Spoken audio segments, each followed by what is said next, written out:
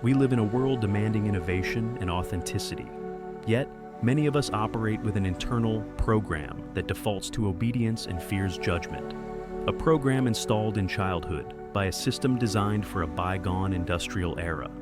I'm talking about schools, those buildings you're put in when you're born and told to stay in for long hours and for significant parts of your life.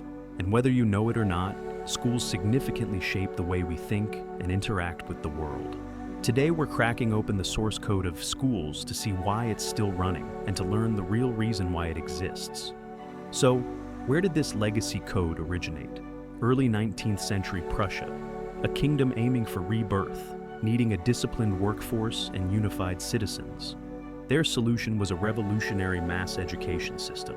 Think of it as Societal OS version 1.0. Figures like Wilhelm von Humboldt had noble ideals for human development, but the state saw its primary function, efficiency. Historian Johann Gottlieb Fichte, in his 1808 addresses to the German nation, wasn't subtle. He argued for an education that would shape students to will what the state desired.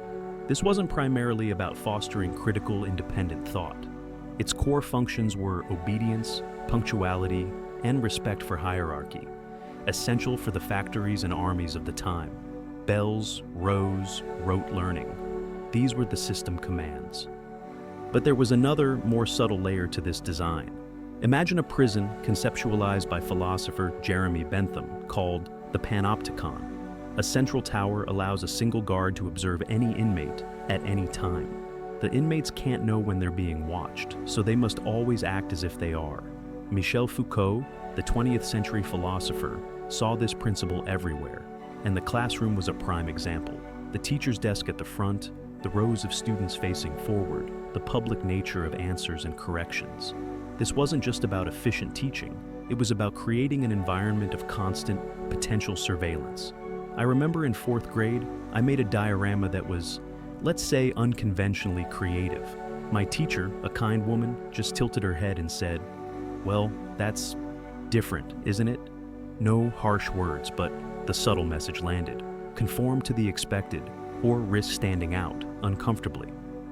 This constant low-level awareness of being observed, of being evaluated, doesn't just disappear when the final bell rings. Over years, it seeps in. The external gaze of the teacher, the judgment of peers, it slowly becomes an internalized supervisor. Now, think for a moment about your own school experience. Beyond the textbooks and tests, what was one unspoken rule, one subtle expectation, or even just a pervasive feeling that taught you more about how to navigate the world or how to behave than any formal lesson ever did? I'd be fascinated to hear those almost invisible lessons in the comments below.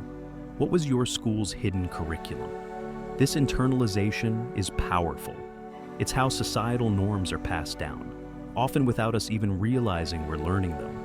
The need to fit in, to avoid ridicule, to perform correctly. These become deeply ingrained. And this brings us to the psychological costs of this inherited blueprint. This 200-year-old Prussian model, designed for an era of mass production and national cohesion, prioritized conformity.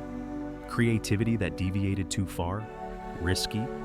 Questioning authority, problematic. The ideal student was often the quiet, diligent, compliant one. This isn't to say schools didn't produce brilliant minds, but the system itself subtly pruned away at the edges of individuality. This can manifest as a pervasive fear of failure, because failure in that system was often public and came with a sense of shame. Not just guilt for a mistake, but shame for being less than. Educational critics like John Taylor Gatto have pointed out how this system can lead to what he calls provisional self-esteem, where your sense of worth is tied to external validation. Grades, teacher approval, fitting the mold. So that voice in your head, the one that sounds suspiciously like a stern schoolmaster mixed with a nervous peer, that's your outdated school software, still running its routines. It fuels imposter syndrome, that 404 error when you can't reconcile your achievements with your self-perception. It's the blue screen of death when you face public speaking. It's the constant performance monitoring that tells you you're not enough. You can't easily uninstall decades of programming, but you can become aware of its triggers. You can choose to run new apps, like self-compassion, curiosity, and valuing the process over just the correct output, we can start to distinguish between constructive self-reflection and that old ingrained fear of the panopticon's gaze. We can consciously choose to cultivate spaces in our minds, in our work, in our communities, where curiosity is valued over compliance, where vulnerability is seen as strength, and where true learning, the kind Humboldt envisioned, isn't about fitting a mold, but about breaking it. If you like this dive into human psychology through history, please consider liking and subscribing for more videos like this.